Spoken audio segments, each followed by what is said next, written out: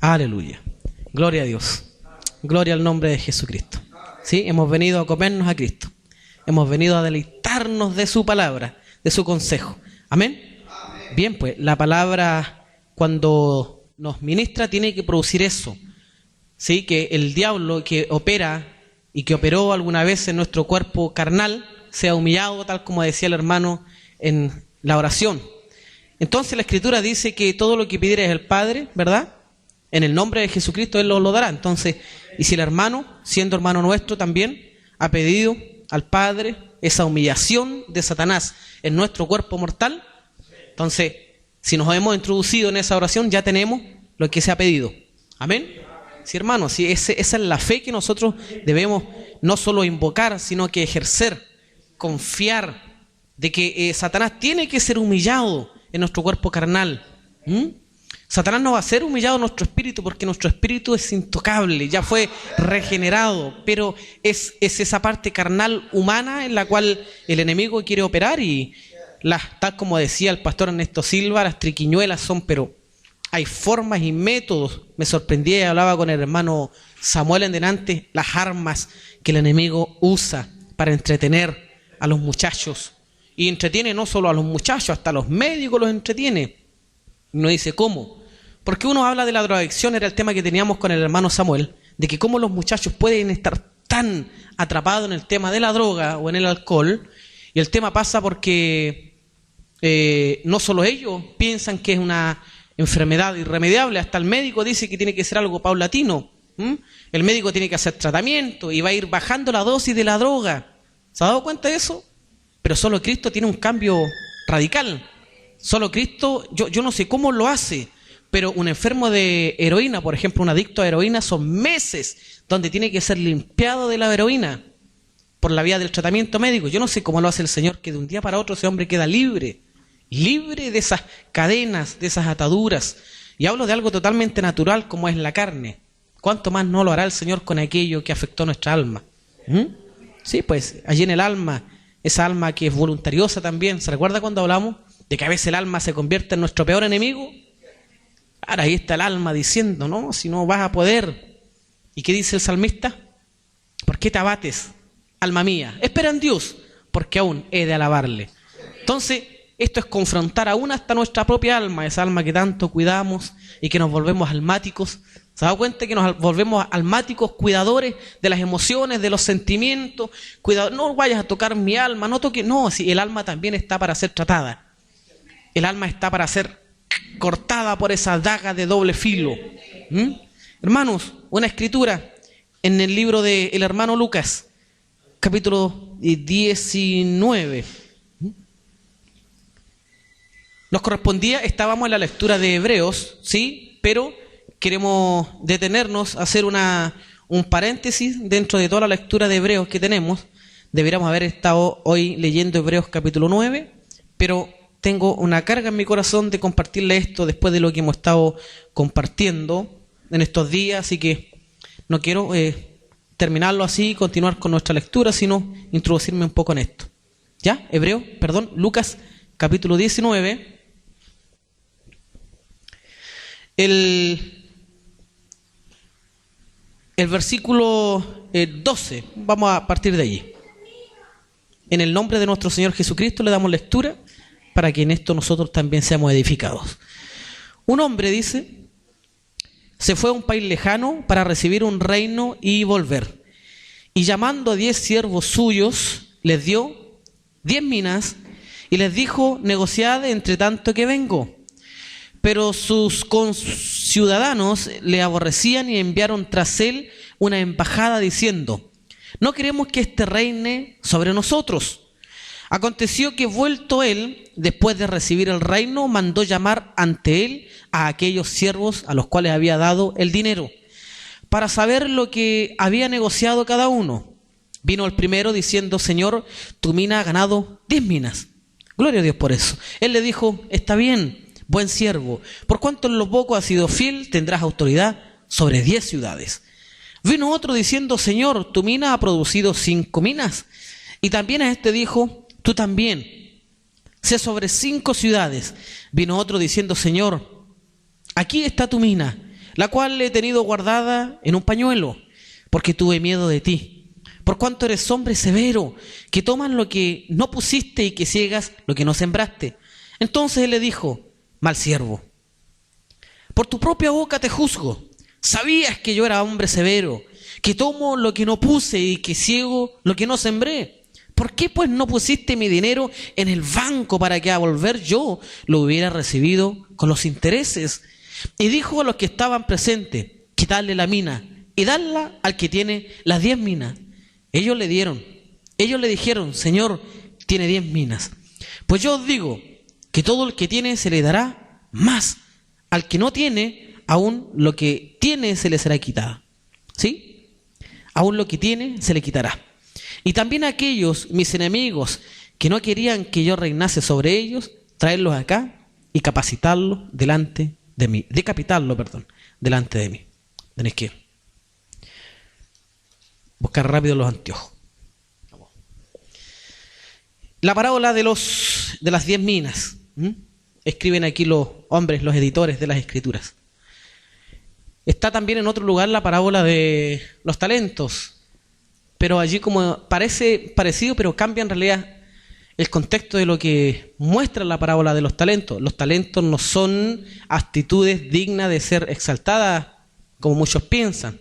Esos talentos representados allí no son algo que en algún momento se va a reflejar como una actitud preciosa de alguna persona, ¿no? Algunos llaman los talentos: tiene talento para la guitarra, le dicen, tiene talento para predicar.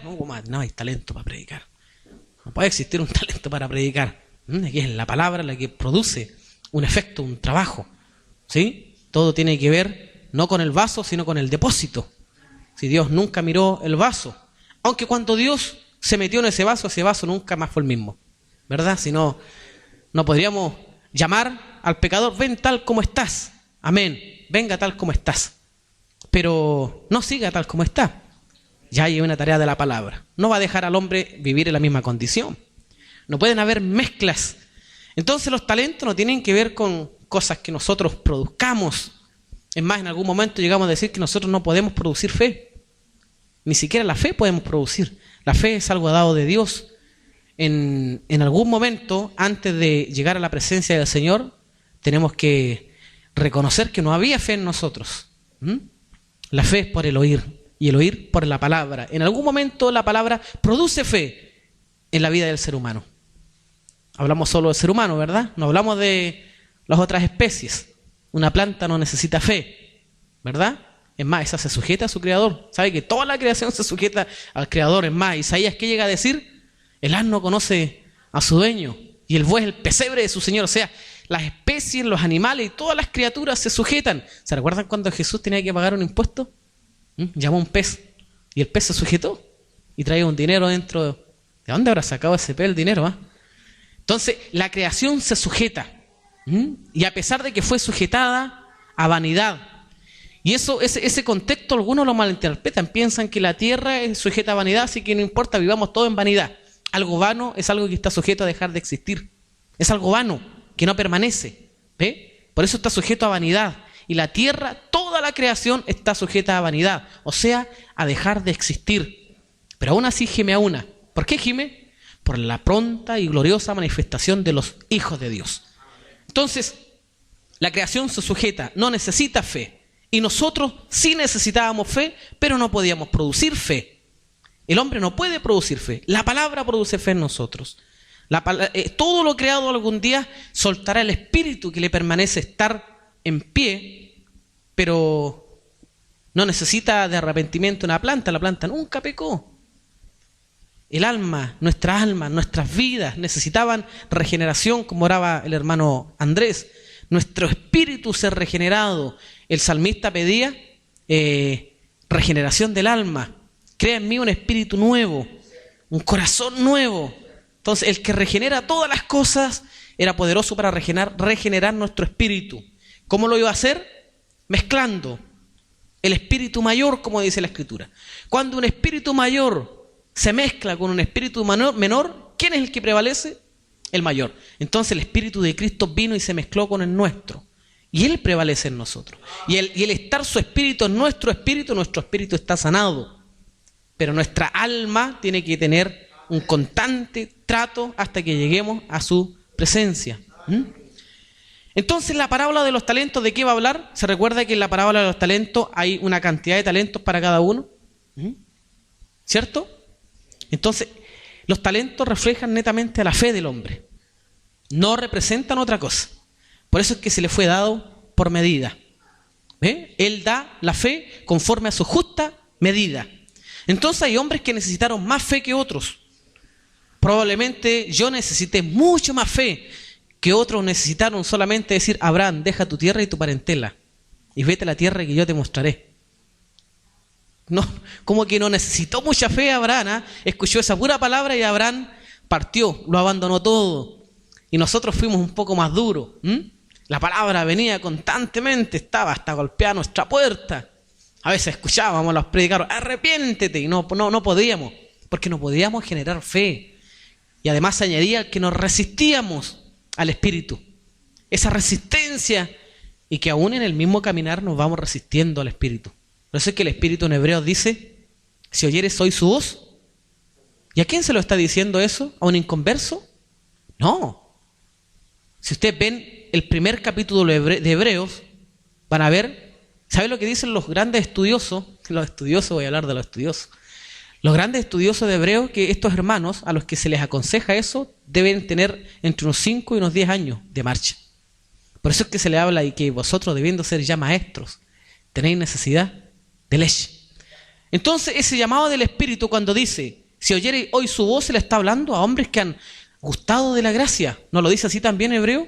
Que es imposible que hombres que hayan gustado de la gracia, de los poderes del siglo venidero, que hayan muerto a todas esas obras muertas, que hayan participado de la doctrina de bautismo, vuelvan a resucitar para sí a Cristo. Entonces, ¿a quién se le habla eso? ¿A alguien que necesita ver la cruz de Cristo? ¿A alguien que necesita vivir el sacrificio de Cristo? No. A ellos se le está diciendo: a ustedes es imposible que Cristo vuelva a morir por ustedes.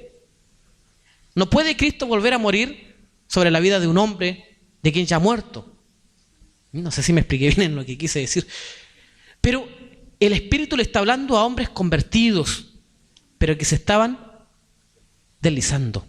¿Y sabe por qué se desliza el hombre? Cuando resiste al Espíritu. Y a veces nosotros resistimos al Espíritu, y el Espíritu está constantemente tratando de mostrarnos el camino liberado. Si el camino está despejado, como hablábamos con el hermano Daniel y el hermano Andrés el día sábado, ayer entonces. Y hablábamos de que Cristo tuvo 5 victorias que fueron fundamentales en nuestras vidas. ¿Cierto? Él dice: en el mundo tendréis aflicción, pero confiad, yo he vencido al mundo. ¿Qué quiere decir eso? Que el mundo era un obstáculo para nosotros y aún a veces termina siendo un obstáculo para nosotros. ¿Sabe lo que citó el predicador el día viernes? Es algo muy simétrico de acuerdo a lo que dice el apóstol Juan. El predicador decía el día viernes que esas 3 pelotitas con las que juega Satanás son distracción, entretención y dinero. ¿Y sabe lo que dice el apóstol Juan? Dice: si alguno ama al mundo, el amor del Padre no está en él. Porque hay 3 cosas que están en el mundo: el deseo de los ojos, la voluntad de la carne y la vanagloria de la vida. ¿Sí? Estas cosas son del mundo. El mundo pasa y sus concupiscencias. Pero esas 3 cosas son del mundo. ¿Qué es lo que es? El deseo de los ojos. ¿Y qué es lo que hablaba él? La entretención. Y los ojos, la distracción. Los ojos se distraen y ven lo que no tienen que ver, como Eva. Fue a ver lo que no tenía que ver. ¿Por qué no se clavaron los ojos de Eva en el árbol de la vida? Si estaban los 2 allí. Pero se clavaron los ojos en lo que distrae, en lo que llama la atención. ¿Ve? Y el enemigo actúa así, por medio del deseo de los ojos, y distrae al hombre. Después habló de la entretención, y ahí está la voluntad de la carne. Las cosas que entretienen a nuestra humanidad, a nuestra carnalidad. Cada uno de nosotros sabe cuál es la entretención de su propia carne. Y luego termina diciendo el dinero, y allí está la vanagloria de la vida. Entonces, fue simétrico el predicador. Lo que pasa es que lo expresó con algo un poco más representativo y entendible para algunos que no lo iban a poder entender, pero está bien. ¿Ven? Entonces esas cosas fueron las que venció Cristo. Tuvo una victoria sobre el mundo, porque el mundo nos afecta. Y hay 5 cosas, le dije yo, que Cristo venció. El mundo, la cruz, porque Él hace una demanda terrible. Es terrible la demanda, hermano. Qué grande es la demanda. Si alguno quiere seguir en pos de mí, tome su cruz cada día. ¿Cómo hace eso? No podemos tomar nuestra cruz. Es imposible si es que Él no la tomara primero. Entonces, como Él toma la cruz primero, entonces el yugo es fácil y la carga es ligera. ¿Ve? Entonces, la victoria es del mundo, la victoria de la cruz, la muerte. Para nosotros la muerte es terrible, nos separaba de Dios, ¿verdad? La muerte es eso, es separación con Dios por causa del pecado. El hombre está separado de Dios. El pecado produce separación. Se recuerda que vimos en Hebreo que lo que produjo el pecado fue una cortina oscura delante de Dios y los hombres. Entonces los hombres o Dios lo único que veía en el hombre era pecado. Antes del hombre estaba el pecado. Entonces Cristo, como precursor, dice el libro de Hebreos, o sea, entrando Él primero, quitó el pecado delante de los ojos de Dios. ¿Y qué termina diciendo Dios? Nunca más me acordaré de vuestros pecados. O sea, fue sacado de en medio el pecado. Después dijimos que lo que venció fue al diablo. Eso ustedes ya lo saben, ¿verdad? ¿Por qué era necesario quitar al diablo de en medio? ¿Se recuerdan por qué lo vimos? Porque el diablo era un acusador y constantemente estaba acusando no solo a nuestros hermanos, sino también a nosotros, y estaba en un lugar que no le correspondía, que nadie le dio. Lo vimos un día en Ezequiel. Tú, siendo hombre, te haces Dios. Si fue agrandado Satanás, si no tenía ninguna potestad, pero a sí mismo se hizo Dios. Así lo dice Ezequiel. Si tú no eres Dios, le dice, tú no eres ninguna criatura divina, tú eres hombre. O sea, lo rebajó, ¿eh? Pero él anheló el trono de Dios y comenzó a actuar como acusador. Entonces, ¿qué es lo que hace Cristo? ¿Qué es lo que hace Él? Él vence al diablo, ¿pero de qué forma? Él entra como mediador. Si ustedes dicen, ¿y si venció al diablo, por qué aún está en el mundo? ¿O no sigue estando en el mundo el diablo? Si el mundo todavía está operando y lo vemos operando en las mentes terribles y personas que hacen obras y que siguen de alguna manera gobernada por todo esto que son estas fuerzas oscuras, o como diría el pastor Ernesto Silva, estas fuerzas luciferanas. Nosotros entendemos que las tinieblas operan en el corazón, en las almas de esas personas. Y si lo venció, ¿por qué aún está en la tierra? Lo que pasa es que no lo venció aquí en la tierra. Y ese es un concepto que nosotros tenemos errado. Porque donde fue vencido es de ese lugar que tenía como acusador. Y él entró como mediador. O sea, antes, entre Dios y los hombres había un acusador, pero ahora Cristo entró como mediador. ¿Qué quiere decir eso? Que el único que está entre Dios y los hombres es Jesucristo hombre. ¿Sí? No cualquier hombre, Jesucristo hombre. Tal como hemos dicho otras veces, hay un hombre sentado a la diestra de Dios. Gloria a Dios por eso, ¿cierto? Porque era imposible que un hombre entrara al lugar santísimo. No hablo donde los ángeles cantan, no hablo donde están los 24 ancianos, hablo del lugar santísimo, donde mora Dios. Y que esté allí un hombre, ¿no le da esa esperanza a usted? Él es el primero, entre muchos hermanos. O sea, vamos todos al mismo lugar donde Él está. Y observe la palabra profética del Maestro, que si algún día me ven alzado, vendré y os tomaré a mí mismo. ¿Para qué? Para que donde yo estoy, vosotros también estéis. Gloria a Dios por eso. Nos sentaremos en el trono de nuestro Padre. Amén. Y estaremos. Al que venciere, le daré que se siente conmigo en mi trono, así como yo he vencido. Y me he sentado con mi Padre. ¿Por qué se sentó Él? Obediencia. ¿Cierto? Y obediencia hasta la muerte y muerte de cruz. ¿Qué obediencia hubo nuestro Señor Jesucristo? Amén. Claro. Cumplió su voluntad. ¿O no la cumplió? Y los hombres estaban convencidos que estaban haciendo de lo suyo. Y así. Los hombres piensan que mataron a Jesús y están convencidos de que mataron a Cristo.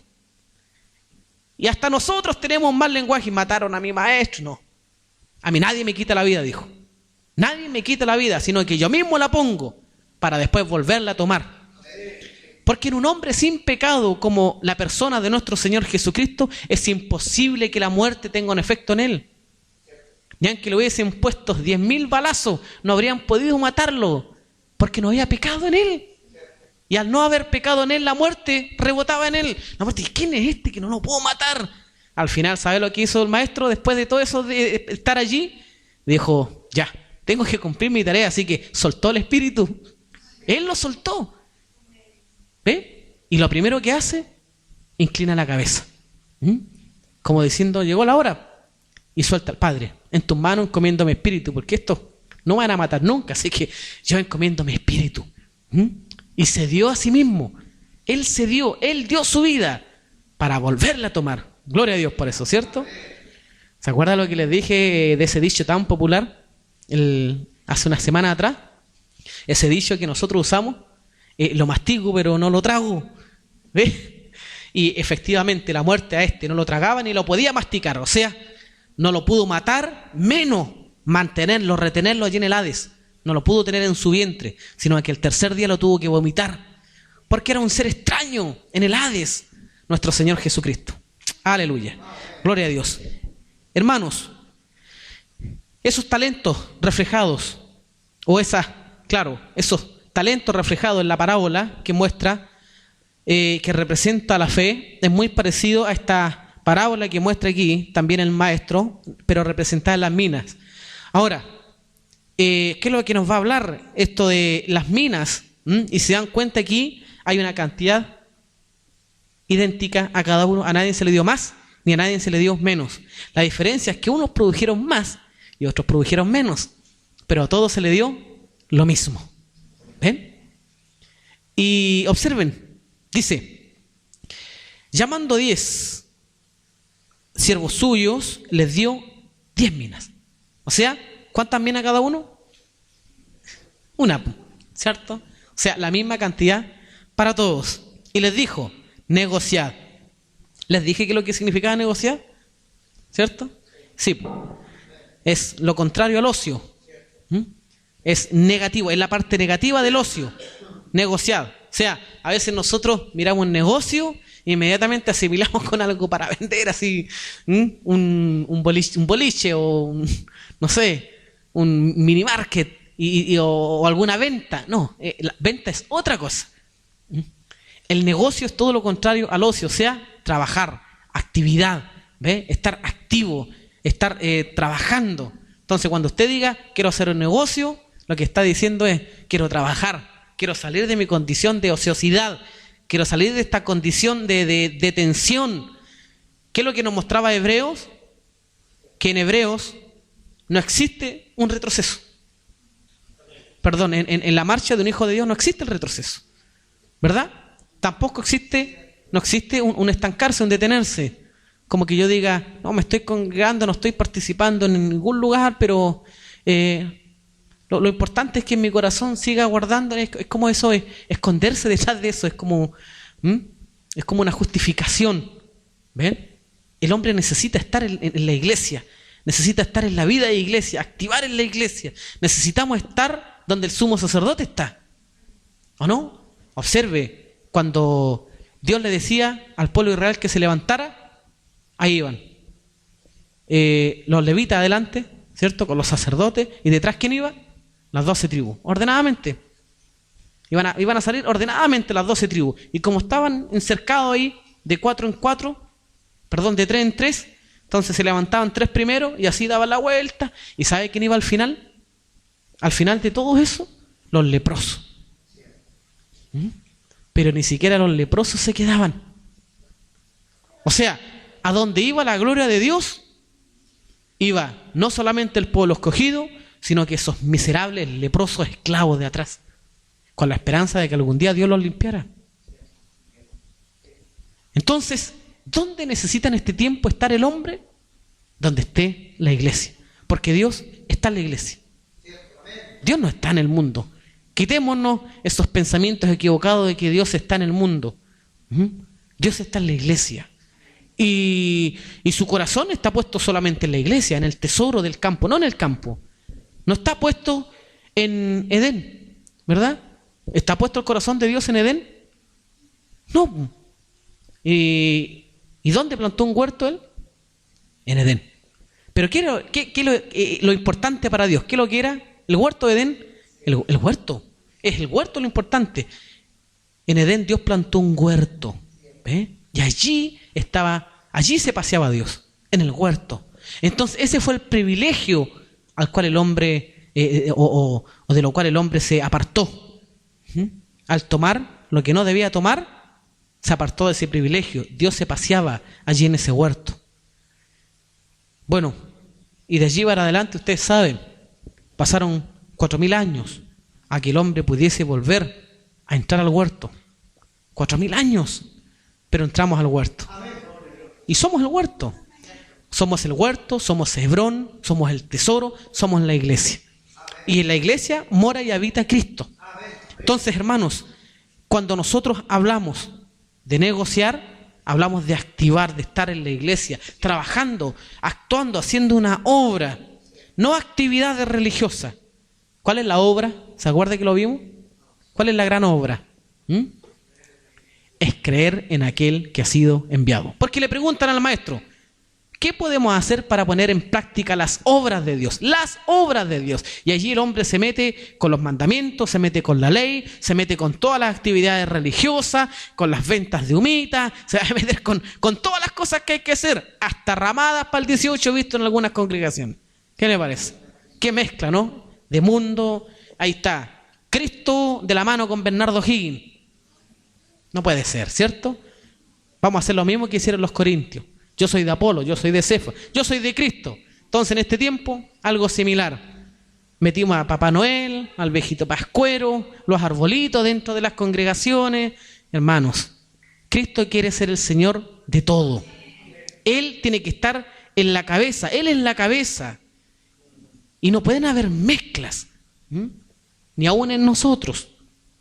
Es que este tiempo es mío, este tiempo... No, Cristo es el Señor de todo, de todas las cosas. Entonces, cuando los hombres se le acercan y le dicen cuáles son las obras o cómo podemos poner en práctica las obras, él les responde, esta es la obra, no las obras.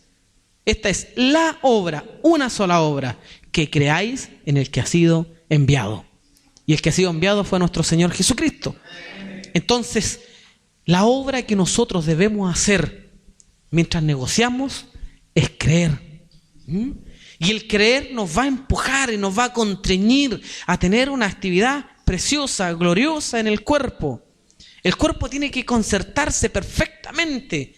Cada coyuntura, cada ligamento tiene que llegar a una simetría, a una armonía perfecta para que se cumpla esa escritura donde dice, mirad, cuán bueno y cuán delicioso es habitar los hermanos juntos.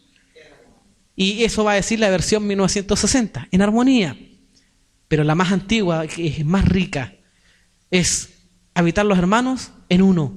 En uno. Eso dice la versión 1908. Mirad cuán bueno y cuán delicioso es habitar los hermanos juntos y en uno, o sea, en Cristo. Que todos vivamos en Cristo. Que todos le pertenezcamos a Cristo. Que vivamos para Él, por Él. ¿Qué decía el apóstol Pablo? Que en Él, por Él y para Él son todas las cosas. A Él sea la gloria por todos los siglos. Amén, dice. Pero el texto es precioso, pero encierra mucho más que eso. Y hablamos de que el apóstol Pablo también dice que Él es el arquitecto de nuestras almas. Entonces, cuando Él dice en Él, ahí estamos hablando del arquitecto. Si todo esto que es la iglesia es una obra que se está edificando. Mire el lenguaje de Pablo, el lenguaje de Pedro y el lenguaje de Santiago. Pablo dice que se está edificando un cuerpo, ¿cierto? El apóstol Pablo va a decir que nosotros como piedras vivas se está construyendo una casa. Y el apóstol Santiago va a decir que somos la familia de Dios. Es lo mismo, en distintas palabras, pero es lo mismo. Entonces, en esta obra que se está edificando, que en la iglesia, Cristo es el arquitecto. La mente pensante, la idea de todo es Cristo. Fue a su imagen y a su semejanza. O sea, Él dio la idea, Él es el arquitecto en Él. Porque en Él, por Él, ese por Él es como decir que no es solo el arquitecto, sino también el constructor. Él construye. Él dibuja el plano y Él mismo lo construye. No cualquiera hace eso, ¿cierto? El arquitecto es arquitecto y el constructor es constructor nomás. Pero aquí Él es el arquitecto y también constructor. Pero hay un para Él.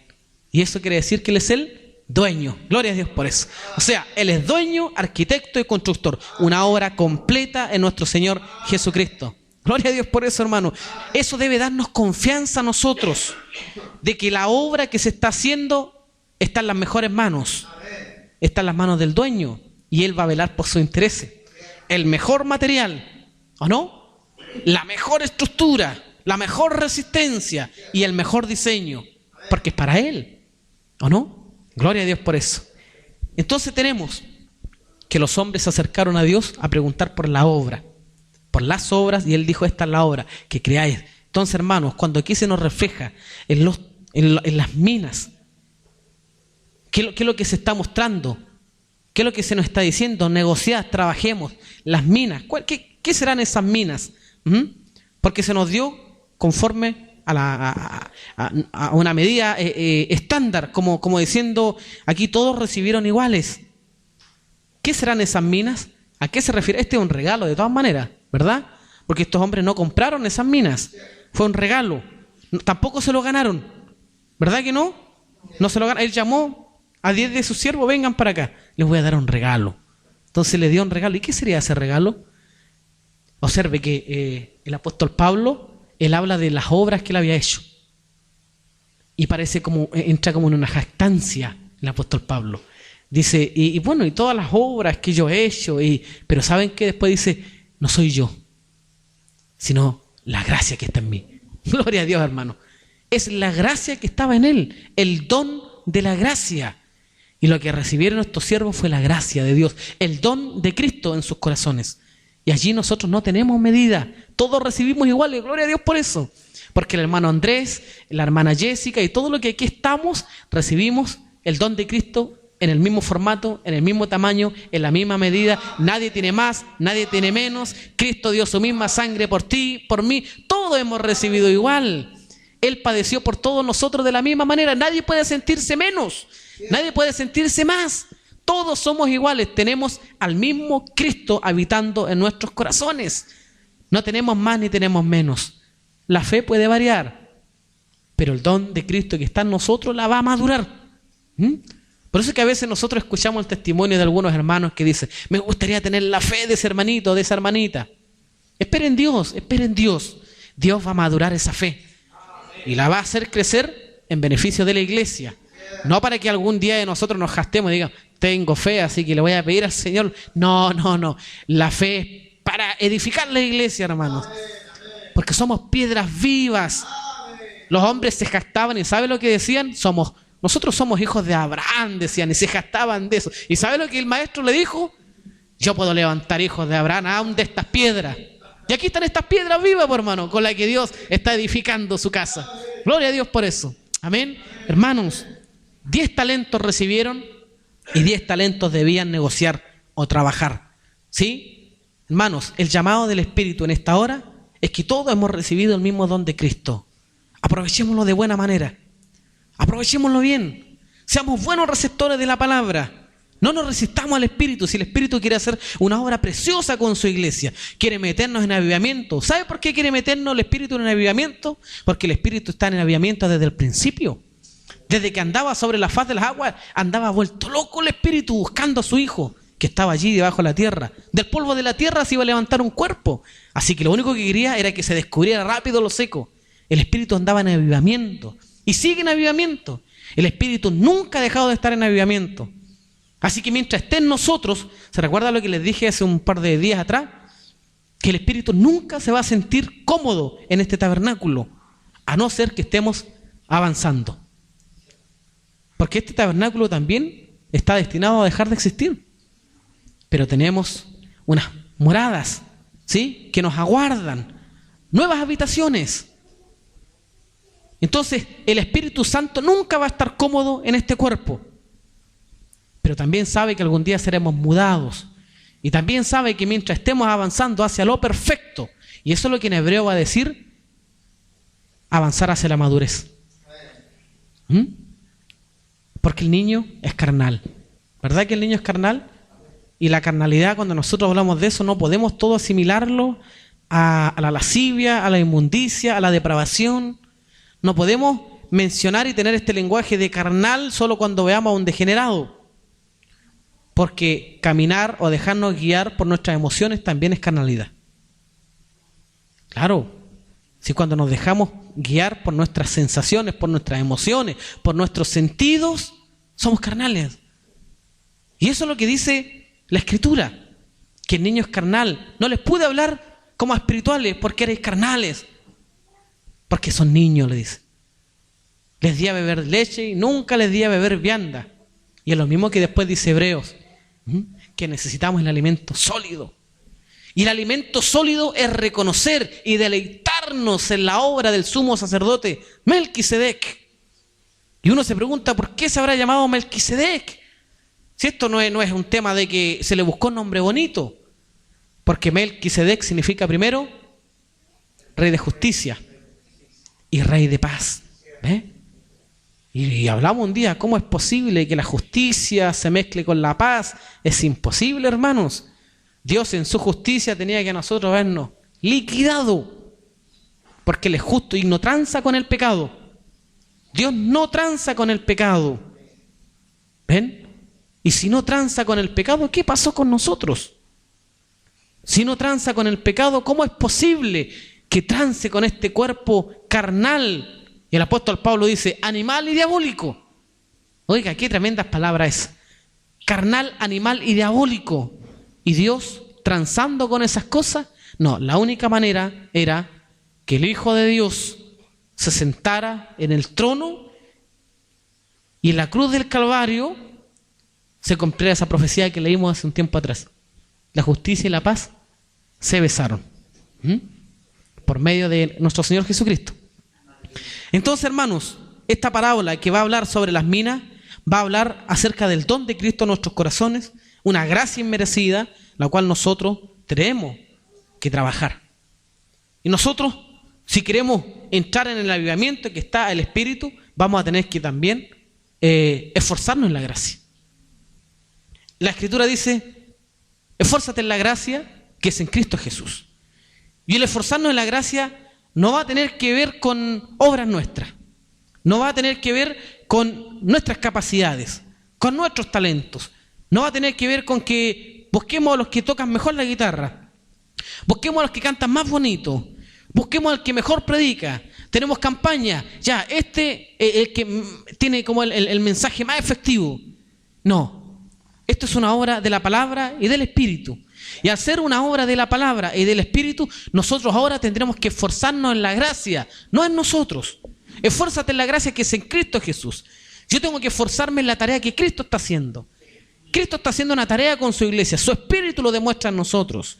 Su Espíritu lo recuerda en todo tiempo en nosotros. Entonces eso nos va a hablar de que tenemos que negociar, no quedarnos adormecidos. ¿Por qué? Porque no existe la paralización en el cuerpo de Cristo. ¿Se acuerda cuando les pasé aquí al Christopher con el Kevin? Y allí reflejamos que algunos piensan que el detenerse no es retroceder, sí es retroceder, porque resulta que la iglesia sigue avanzando y Cristo va a donde la iglesia avanza, o la iglesia va a donde Cristo avanza. ¿Me entienden? Entonces, el maestro llega a decir con palabras un poco más grotescas: el que conmigo no recoge, desparrama. Entonces, el que conmigo no avanza, retrocede.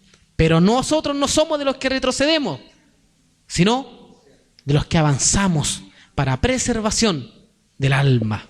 ¿Ve? Entonces, hermanos, esto negociar va a tener que ver con hacernos sensibles a la obra que el Espíritu quiere hacer con nosotros.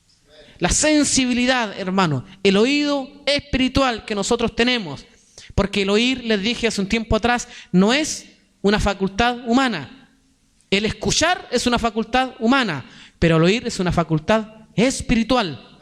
Y al ser una facultad espiritual, vamos a oír las cosas espirituales, las que por su palabra nosotros necesitamos oír y necesitamos también hacer. Porque cuando el apóstol va a decir, el apóstol Santiago va a decir que nosotros no debemos ser solo oidores, sino que hacedores, no está diciendo de escuchar, sino de oidores. O sea, primero yo oigo lo que el Espíritu dice a mi vida y hago conforme a lo que Él dice. Eso es obediencia, ¿sí? La obediencia al Espíritu. Y es el Espíritu el que está hablando en hebreo y dice, si oyereis hoy su voz, o sea, si oyereis la voz del Espíritu, que constantemente está hablando a la iglesia, que está hablándole no solo como una forma unicelular, sino que en forma colectiva también está hablando y está suministrando. No solo la información, sino que por así decirlo, los pasos que nosotros tenemos que seguir dando. Hablamos de 5 exhortaciones progresivas, ¿se recuerdan? ¿O no lo hemos tocado? No, creo que no lo hemos tocado. Pero hay 5 exhortaciones progresivas en el libro de los Hebreos.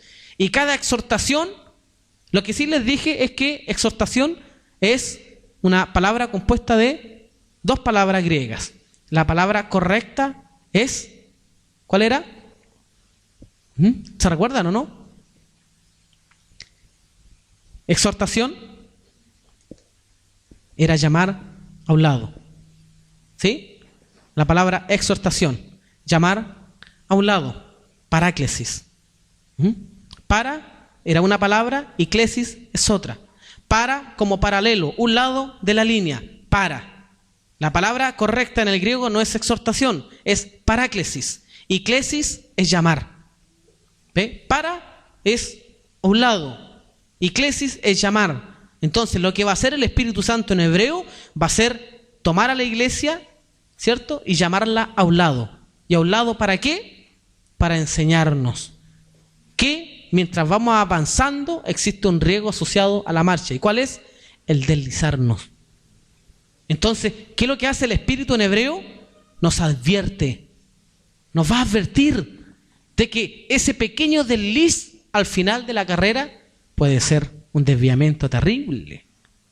Y eso no quiere que el Espíritu pase con nosotros, sino que lo que el Espíritu quiere es que nosotros miremos hacia adelante y veamos que el camino esté despejado. Y el Espíritu va a decir, teniendo libertad para entrar en el lugar santísimo, entren en plena certidumbre de fe. Pasen, si está todo, no hay barrera, no hay obstáculo, pasen. Cuidado con deslizarse.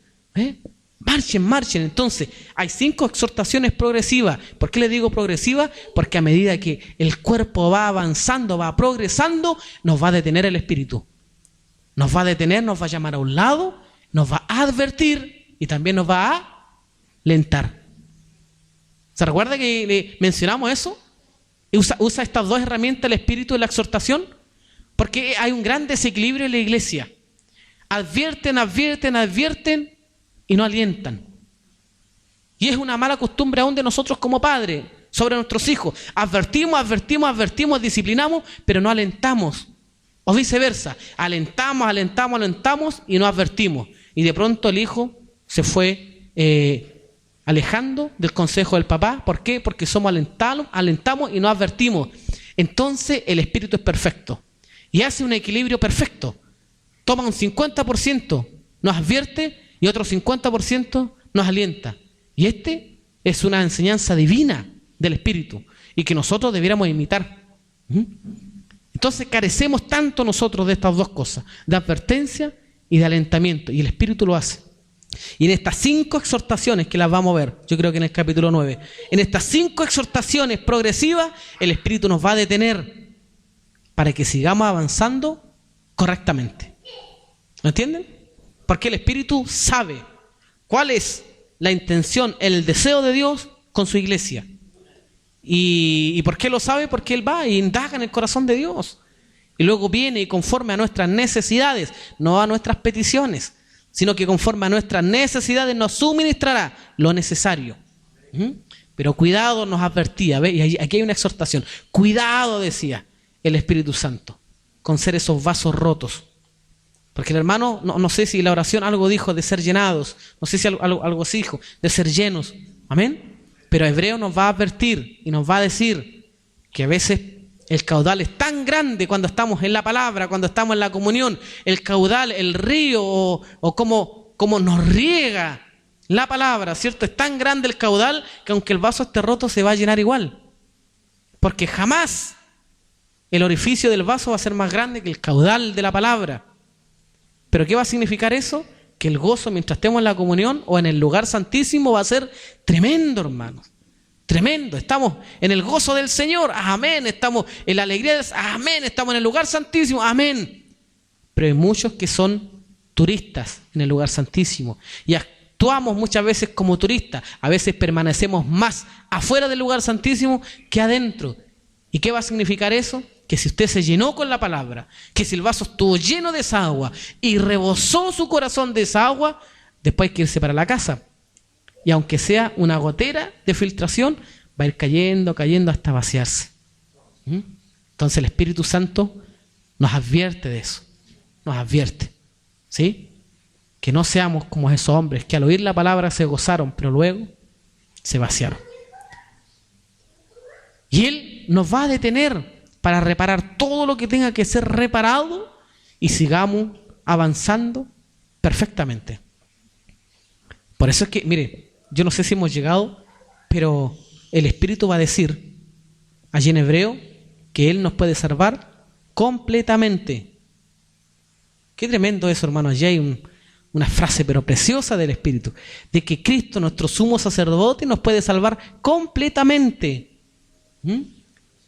¿Y sabe cómo lo hace eso? Porque Él ministra sobre una vida indestructible. Entonces, yo me mencioné y les dije que todas las resurrecciones en el Antiguo y en el Nuevo Testamento fueron resurrecciones para una vida natural. Siguieron sujetos a sus pasiones, siguieron sujetos a su carnalidad y siguieron sujetos a sus debilidades. Pero Cristo cuando resucitó a un cuerpo glorioso. Porque las hermanas no le reconocieron. Era un cuerpo glorioso. En ese cuerpo fue a ofrecer ofrenda al Padre. Entonces Él resucitó para una vida indestructible. Por eso es que se habla de el sacerdote Melquisedec, porque Melquisedec también significa sacerdote para siempre. O sea, Él no está en un cuerpo de pecado ya. Estuvo por obediencia en un cuerpo de pecado, pero ya no está en un cuerpo de pecado. También fue mudado. Y ustedes, ¿cómo lo ven eso? Porque si Él hubiese estado en un cuerpo de pecado, entonces habría que hacer lo mismo que hicieron en el tabernáculo.